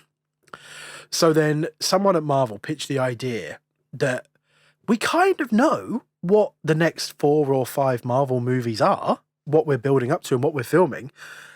So how about we devise and film 4 cameos and get him in on the same day and do them all? 4 or 4? 4. So they actually approached James Gunn, director and writer of Guardians of the Galaxy, and said, this is what's going on with Stan. Here are our next 4 films. Do you want to write a credit... No, not a credit scene. Do you want to write a cameo scene for Stan? And here's kind of what the films are about. And they made all these sets, and James Gunn wrote all of these 4 sequences, and they got Stan in on one day. So the next 4 post-credit scenes, starting with Doctor Strange, were all filmed on the same day, all directed by James Gunn, because they didn't want to risk maybe... Or pushing an old man too hard, like... Or pushing an old man too hard. That's fair enough. I think it's quite sweet. That is. And Stan Lee was more than happy to do it and had the best day, bless him. Before dying, the Ancient One tells Strange that he too will have to bend the rules to complement Mordo's steadfast nature in order to defeat Caecilius. Strange and Mordo arrive in Hong Kong to find Wong dead, the sanctum destroyed, and the dark dimension engulfing Earth. Strange uses the Eye of Agamotto to reverse time and save Wong. Now, I remember Scott Derrickson in an interview saying that he himself, Colin, was getting a bit fatigued of the final sequence of superhero movies, always kind of being in cities, just being absolutely obliterated and destroyed. And I think it's clear that Marvel have maybe started to course correct that in the last couple of movies with Ant-Man and Civil War for sure. So Scott Derrickson and his co-writer, the sinister Robert Cargill, wanted to take it one step further and have their final fight scene take place in a city that is being repaired, and decided to challenge themselves to write a scene that is propelling forward but taking place in a location that is shifting backwards. So by the time this fight scene starts, the last hour has been pretty full on and really non-stop in terms of action. Was it still holding your attention by this point, or did you start to look at that watch of yours? No, I think I was still in at this point. Again, you got a hats off to the creative guys behind this one, because like you've said, how many ways can you do the same action at the end of, the final stages of each film? It's going to come to heads at some point. So I applaud the creative direction that it went in for sure. There was one moment in it that I really loved, and it was when you see in reverse someone flying through the front screen of the window screen of the car. That was very striking to me. That stuck out the most, I think. There's one moment where Strange kicks that woman into the wall where a fish tank used to be. Yeah. And then all the water collects up and now she's stuck in the fish tank. And even getting old... Caecilia stuck in the wall. Yeah, that was a nice touch. So I like the way they used the environment as well as the environment rebuilding itself. I think if it had just been rebuilding itself in the background and then kicking and punching or throwing whatever at each other. But the fact they actually used the elements in amongst the fight scene as it's building up around them was really nice. But the fight scene itself, they are starting to sort of roll into themselves a bit for me now, if I'm totally honest with you. Again, maybe it's something that I'd need to, on a rewatch, take in a bit more. I mean, I only watched the film a matter of hours ago, so, there's only so much you can really take in. Of course. Rob, you've been known to write a cracking script or two. Just how much of a challenge would it be to write something like this scene? Where the hell do you even begin? Because I can't even begin to describe this sequence. It's insane. Yeah, I've been meaning to sit down and read the script, both this and Tenet, to be honest, just to see how they go about sort of making that make sense to someone reading it. I think a lot of that would have to come through storyboarding and pre-visualization to really get that across, like how that's going to function.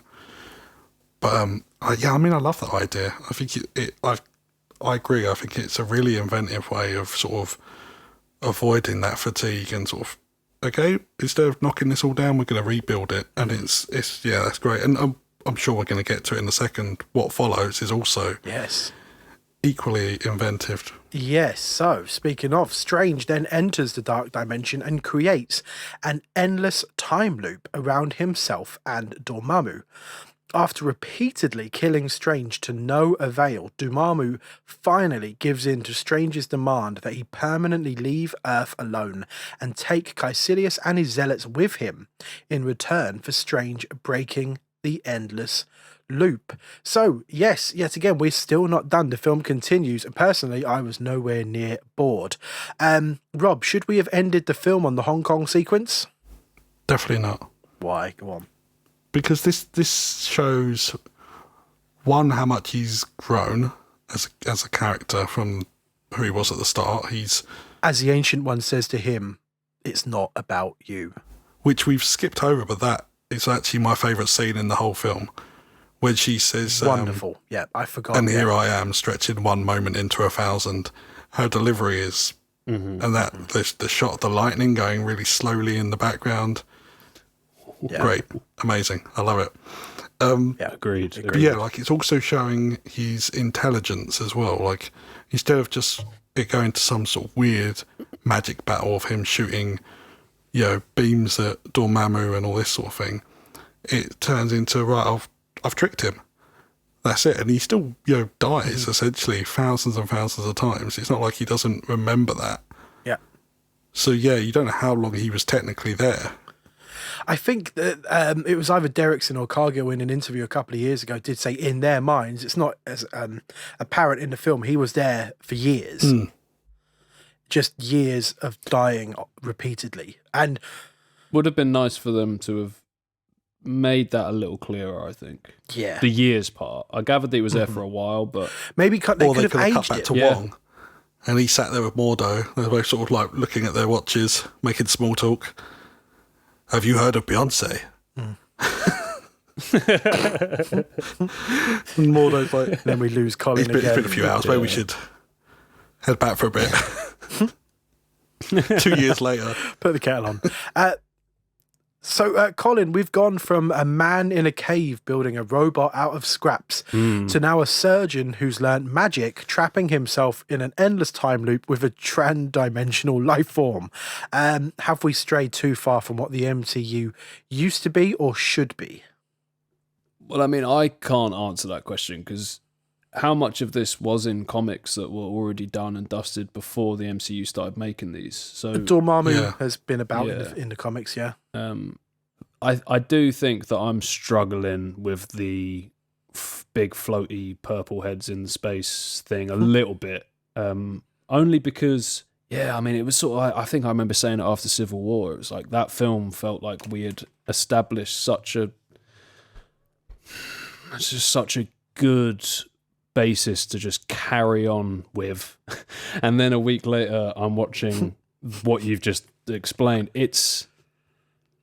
I understand that this universe is fucking huge, but the idea of it turning into this big galactic battle between giant sort of colourful creatures in different parts of the universe, I think I could imagine on page, like in a comic book, I reckon it could be done in a fantastic way because so much of that's built on your own imagination and you take this, you kind of take your own journey through it.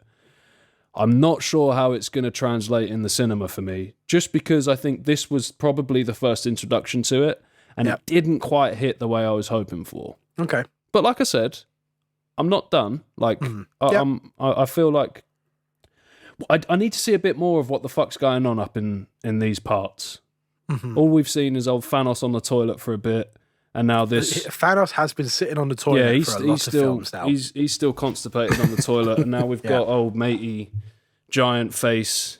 It was just a little bit like, okay, this is new. Yeah. And Dormammu was actually motion captured and voiced by Benedict Cumberbatch. I was going to do that as another fun batch, but... Oh, sorry. And literally about an hour before we started recording, I found something out as well. So much like when... Oh. Please let me do it. Please. Oh, sorry, mate. We totally shat all over what you were saying then. Sorry, man. I know. It's fine. Step on my much turf. Like... when Marcus... Marcus and McFeely, the two writers of Civil War, just when they sort of got to their offices to start writing Civil War, Kevin Feige popped his head round and mentioned the idea of Civil War because it was going to be a Captain America sequel. As Derrickson and Cargill got in their office, Feige popped his head through the door and was like, what are you guys writing? Oh, he doesn't sound like that. And they were like, oh, we're just starting to, branch with coming up with ideas for the Dormammu sequence about how he's going to fight Dormammu. And he was like, oh, cool. How about he traps him in time?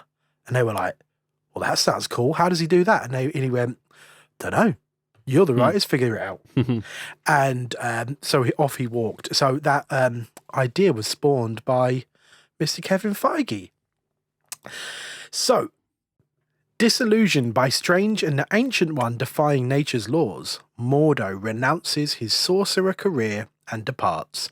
Strange returns the eye to Camartage and takes up residence in the New York Sanctum to continue his studies with Wong. So, Colin, any final thoughts? Anything I've missed? Anything you want to go into? I think maybe there was a visually striking moment that may have been one of the biggest for me in the film that we haven't, and it was a very short thing, but it was when I think it was the HM1 that did it. You might have to correct me here, but it was when she first kicks the astral version of Cumberbatch, and it So kind of, you his go on that physical form wide shot, and you falls. see it Yeah. like that was when. Yeah, that I was like, man, that like I was talking about earlier with the CGI, it just felt like it had a lot more depth to it than normal. It just felt very thick and like it was actually, it felt quite Thick realistic. Cumberbatch. I love it. Love a bit of that. Yep, nice. Love a bit of that. So we've definitely discussed in previous Marvel movies, there's been some wonky CGI. And as Rob sort of mentioned earlier on, I think this is possibly the strongest the CGI has been yet. I would say that, yeah. Yeah, so I asked the same about every villain. Are we going to see Caecilius or Dormammu again? Are they one and done? Are we going to see one again or both again? I wouldn't be surprised, but I mean, I want to see more of Caecilius. Oh. Yeah. We are talking about Caecilius, aren't we? Caecilius, yes. Yeah, I thought you were about to mention Mordo. Oh, no. I would like to see more of him, but I don't know, man. Maybe Mordo is going to be the top dog now in the next Strange. But then I don't actually know if there's any more Strangers between now and the one that's just come out. So, like, I don't know how many we've got. I'm sure he's going to pop up in some Avengers, but I can imagine, well, we'll talk about that in the end credit sequence, I guess. But yeah, there's a... To be fair, I think it was probably the end credits that got me more excited about what's to come. Interesting. Which I don't really know what that says about the film as a whole. It's kind of like one of those episodes of Walking Dead that started happening over and over again after like season 3, where the first 5 minutes of the episode would be really good, then it would just be filler, and then the last 5 minutes would be great, and then you'd be like, fuck, I've got to tune in next week now and see what happens. Kind of felt a little bit like that, you know? Is that not what a post-credit scene is there for? Yeah, Want the but end then to work. you still want the fucking meat and potatoes of the film to still be good. You don't want to just be like, damn, I've got to come back now and I see what happens. Of course. Same to you, Rob. Is anything I skipped? Anything you want to go into? I one thing that I hadn't really noticed until this time round, the last shot of the film, because you got that brilliant bit where he's walking back into the sanctum and he's walking in slow motion up the steps, and he puts his watch back on, his broken watch, and wears that as a symbol of, you know, what he's lost and, you know, all that sort of thing. Yep. I really like that, and he's looking out the window and it cuts this wide shot of him in the sanctum, sort of almost silhouetted by the light, looking out. Quite a nice downbeat, pensive ending, and I thought, oh, I like that. And it cuts to this fuck ugly exterior shot of the sanctum that shows like a skyline of New York in the background. I wouldn't mind so much, but they use it earlier in the film when he first runs out into the streets of New York. And why is that the last shot of the whole film? Like, when you got this beautiful shot of him looking really pensive, like, okay, now my new life starts, looking out the window in quite a dark and moody last shot, to this weird nothing shot. Yeah. Remember, he's in New York. Holy fuck, he's in New York. Boring. Yeah. Never occurred to me. And yeah, the shot by the window is much more interesting. I've got one more thing that we haven't mentioned, and shame on us all for not mentioning it. To me, this is so far, shall I say, the best score we've had in the MCU. I think the score for this is incredible. I might be slightly biased because it's the first entry to the MCU by Michael Giacchino, who has done Lost, went on to do like Mission Impossible and loads of iconic work with Pixar. Did like Up and The Incredibles and things like that. Colin, did you even notice the score? Not a whole lot, mate. These Marvel scores, I mean, it's Hollywood score, isn't it? I mean, I'm probably insulting a lot of people in saying this. It's not an easy thing to do, but there is definitely a formula to it, and I can't say this one had any sort of standout moments that over any of the others. Wow. Okay. No. There was actually a moment in like a very early montage at the beginning when they're in the hospital and they're going through his recovery process and stuff. Mm-hmm. That I actually distinctly remembering not enjoying the score for that bit. So Oh, wow. yeah, felt a little TV to me.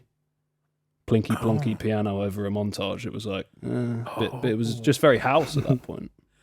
So I'm sorry. Interesting. And the No, guy's that's clearly a fine. legend and he knows exactly what he's doing. So I don't. But subjective, isn't it? Yes. Rob, any thoughts on the score? Do you agree with Colin? I don't really remember the score. If you ask me to hum it now, and I'm sure if we ask you to hum it now, Dum da da dum dum dum dum dum da da dum dum dum. Yep. yep. Okay, well, I couldn't do that.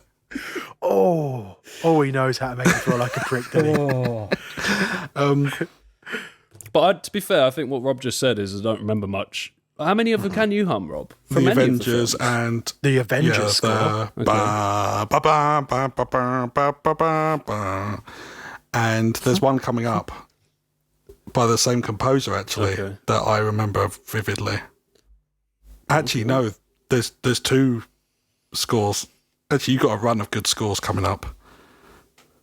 Did you like the new? Yeah. Did you? Yeah.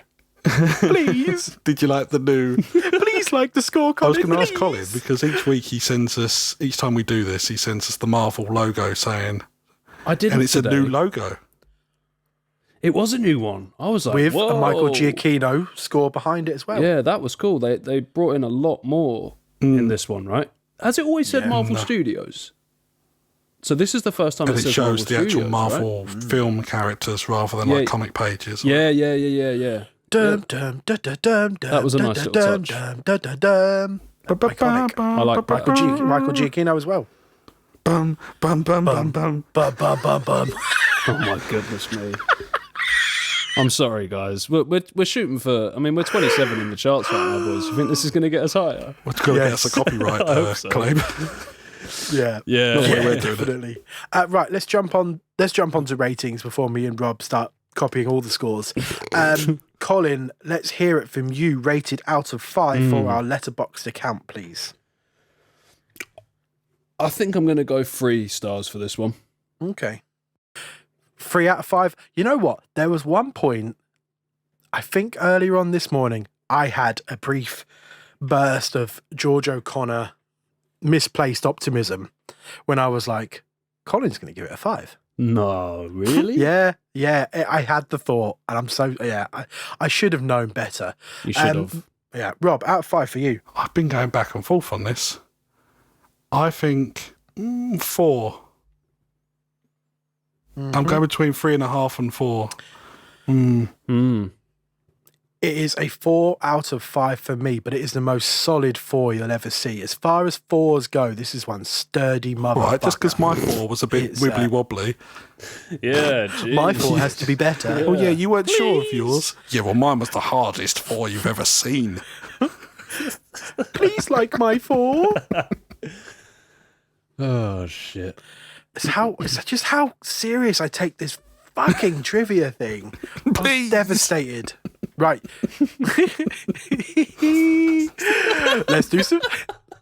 Let's do some trivia. You know too much for your own good. Now that's what I call using the old head. Okay, so who went first I have no last idea. week? I I never can't remember. It's George. It was think- George because he I think didn't. I he went didn't. first. Yeah, because you didn't want to have yours spoiled because the week before Rob had your trivia. I think, Yeah. or something Yes. like that. I don't know. I didn't beg quite as much last No, I week don't as I think did you could ever this beg week. as much as you begged this week. Okay.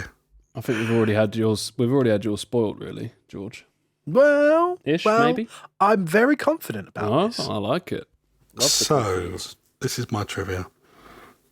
Colin, you have a fondness for Asia, don't you? You spent some time I do. in that part of the world. Okay, so Yeah, I wish this was on video. You just see what George is doing with his hands. Hermitage, Here he fucking goes. obviously, is a fictional place, but it was filmed in Kathmandu, which is also mentioned in the film, and they shot in Nepal. Yep. For the outside exterior bits of Strange walking through the city and trying to locate the sanctum. So when they were scouting for the movie, they was like, "This is 100% where we want to go." Scotty D had a big affinity for the place and was like, "No, I definitely want to film here because it's just beautiful." And then once they'd gone back to America, there was a massive earthquake in Nepal, and this cancelled the shooting for the location. And they were like discussing what they were going to do and how they were going to sort of recreate it maybe somewhere else in the world or on sets. And Scotty D was sat down one day with old Benny Cum, and he was sort of saying, "I don't really know what I'm going to do." And Benedict Cumberbatch actually said, "Well, don't you think if we went there now, it's the best time to film there post earthquake, because of the economic benefit that it would bring." In both tourism, because it's largely based on it gets its money from tourism, and income that they can give in the form of jobs to the people who are left unemployed from the earthquake, and employing them as extras and crew members. So that is what they did. They went back to Nepal after it was originally cancelled as the location shoot, employed a load of people who had been made unemployed, got extras. And obviously brought a massive boom to the tourism that was much needed after the tragic earthquake. That's nice, mate. I like that a lot. You're always hearing about all the negative shit that those companies do, but yeah, it's nice. I like that. Good fact there, Rob, if not slightly manipulative. Please. So, my... George, he's already triggered. You really know how to get under George, Rob. I'm finding that out about you. you know exactly what buttons to press on that guy. I love it. I'm very stressed. But I'm confident. I'm confident about this. I was confident about half hour ago when I had it. So Brilliant. So, as we've already mentioned in Stanley's cameo, we obviously see him riding a bus around New York, completely oblivious to the battle going on around him, mainly because he's not obviously in the mirror dimension and he can't see what's happening in that particular dimension. The book he is reading, Colin, on the bus is a book called The Doors of Perception. This is a book that was published in 1954 by a gentleman by the name of Aldous Huxley. Now, this was, especially in 1954, quite a controversial book because Mr. Huxley was quite the fan of LSD and went on some quite insane LSD trips. And so what he would do, he would try and write down and document and try his best to explain all of the changes that happened in the world around him and what he saw on these various trips. The book and some of the imagery he described was a massive influence for some of the imagery for this film, especially in the sequence where the Ancient One opens Strange's mind for the first time. It was so influential, in fact, that not only does the book feature actually in the movie being read by Stan Lee himself, but both the book and Aldous Huxley both receive a credit in the closing credits of the film. That was good, man. That was a very good one. I like that one. Kind of want that book now as well. This is hard. You guys have been making it really difficult the last couple of weeks. Okay, I mean... Oh, man. Oh, shit. This is the longest wait. I'm so sorry. Just give me a minute. We can cut this. I'm not cutting it. We can cut the time if we have to. No. They need to know the agonising wait. I mean, you do not realise the flip-flopping that's going on in my brain right now between the two. I've never been more confident about I was about to say one then, and it was about to come out of my mouth, and I went the other way. I've never been more confident. It's the book, George. I'm so sorry. Oh, yes. Oh, Rob's not. if I'd not been charitable to George I know. He tried mate. stepping Look, on what my have you learnt, little, man? my Excelsior bit, and he's like, "No, I'm going to put my fact I bet right you're in the middle really of wishing. his bit." Oh, if you could turn back the Two clock, you would have in a shouted row, what the name of that book baby. was when I mentioned it. Oh, I do kind of want to see you squirm again, looking for one at the end of the episode. That was fun last week. I'm so happy. Please, I feel, please, Colin. I feel bad. That was a Please pick me. split decision. You can take your doors of perception. Let's start and wrapping this show up. up your ass.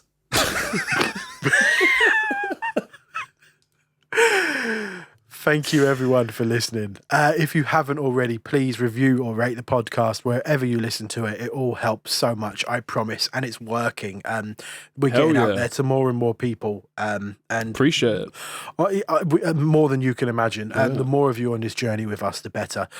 So, Colin, what's next?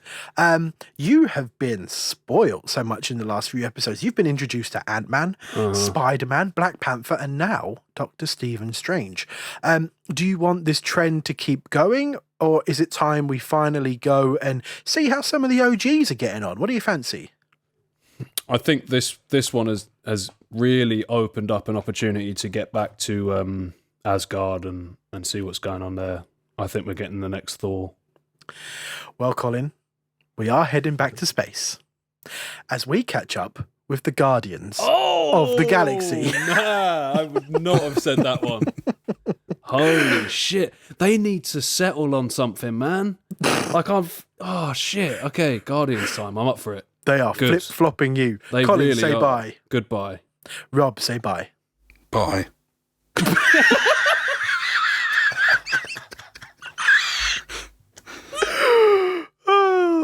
Bye, everyone. Next time we meet, let it be in peace and friendship. This is as far as you're going to get tonight. Such valuable stuff. All in a nice work. Sweet dreams, little friends. He's escaping. I fear we have not seen the last of him.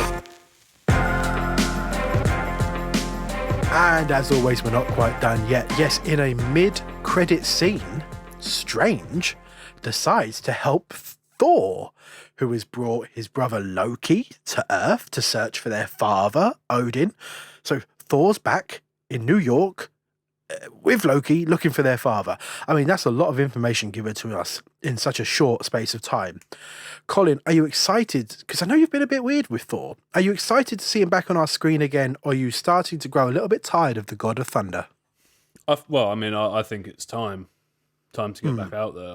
I generally did think it was going to be the next film. I'm quite surprised that it isn't, if I'm honest. I'm a bit of a Loki fanboy, I guess. So they've already mentioned that Loki is involved. I was like, I want to see more of him because that's what I mean. It feels like it's been so long since you've seen any of those guys. Yeah. You've sort of already moved on to what's happening in the more, well, currently for me, obviously.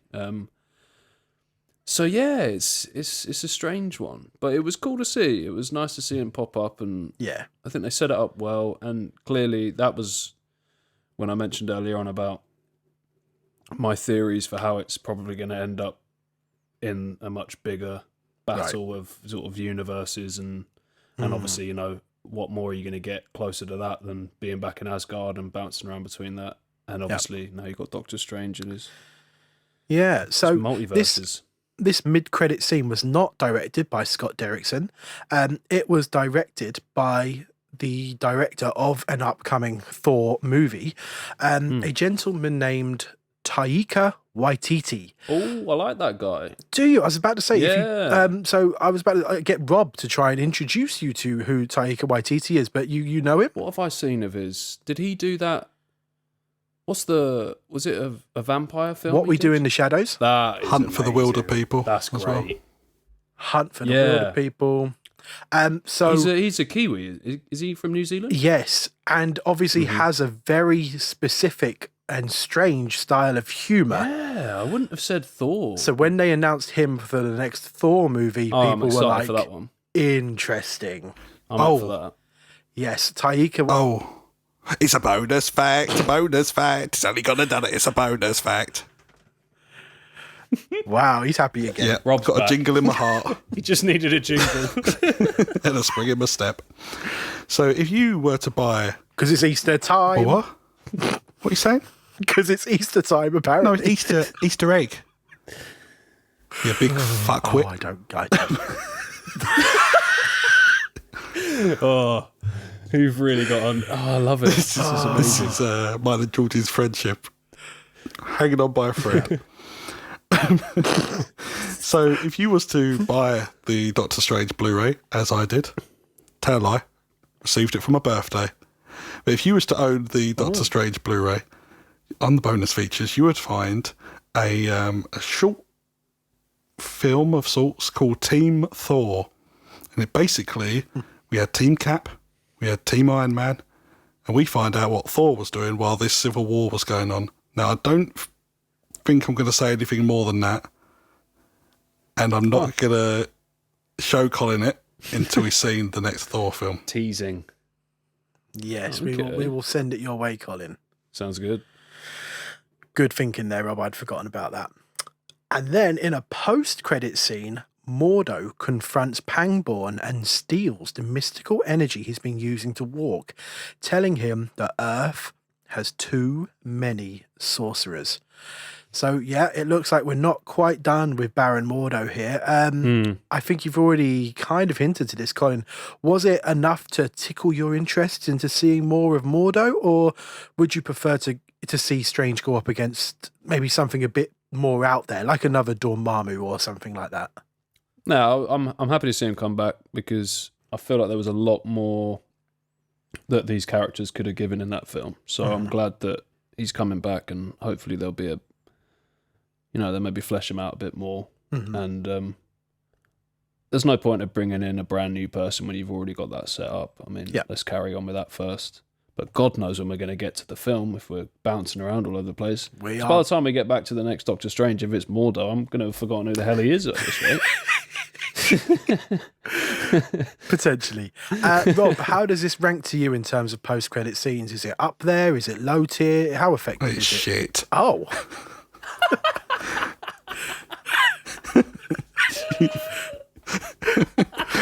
It's so I don't get it. Right. This guy's pissed off at both the hypocrisy of sorcerers and sorcerers, right? There's too many sorcerers, says the man doing sorcery to remove someone's magic. Brilliant. Yeah, but not my magic. My magic's fine. But the only reason he became sort of went on that villainous path in the film was because the Ancient One was a hypocrite and went against the rules. But he's okay. He can do it. Interesting. You sound like Shit. me. Yeah. I like that. This is what you've created by picking him. Is that what I sound like on this podcast? I love it. No, I don't really rate it, and I find it unintentionally funny when Benny Bratt, the actor playing Pangborn, does that weird sort of like acting when he falls into like a crumpled heap on the Yes. floor. I shouldn't have found it as funny as I did, but it's. I laughed in the cinema, and I still laugh today when I watched it. Too many sorcerers. No, I'm okay. Brilliant. I'm all right, I think. Oh, dear. It was definitely the weaker of the two. I mean, Yeah. the Thor one was quite sort of nice.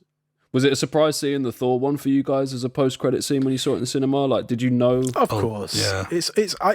As comic book nerds, I don't want to speak for Rob too much, but it's always a kick when you see them together on the same screen. To suddenly see Thor sitting there with Doctor Strange is it tickles my geek bone for sure. How far ahead in advance do you guys normally know in terms of what films are coming up?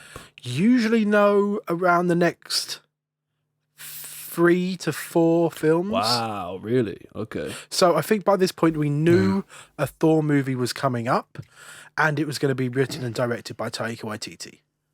Okay. But we hadn't seen a trailer yet. No. Yeah. I don't think. So that's got to be coming soon then. I If you think. just said it 3 or 4 films, so it's coming in the next 3 or 4. Okay. Yeah. Sure. Yeah, We'll I take hope that. so. Yeah. I hope so. Cool. Well, I can barely breathe after the last 20 minutes of this week's episode. So, again, thanks for everyone for listening, and we'll see you in space, I guess. Yeah. Stay. The fuck. Cut that right at the end. Last line. Stay safe, stay well, stay nerdy. Goodbye, everyone. I'm not cutting it.